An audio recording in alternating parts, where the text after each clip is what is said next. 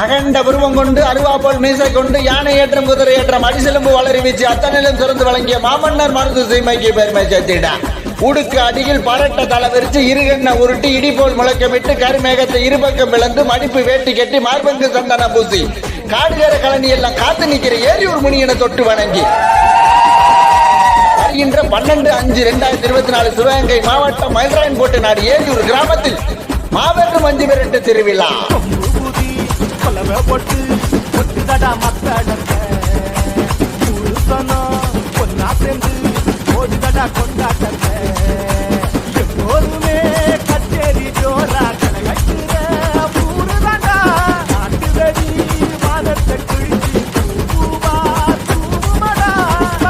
அதிகம் இருக்கும் இங்க சத்தியமும் நிறைஞ்சிருக்கும்.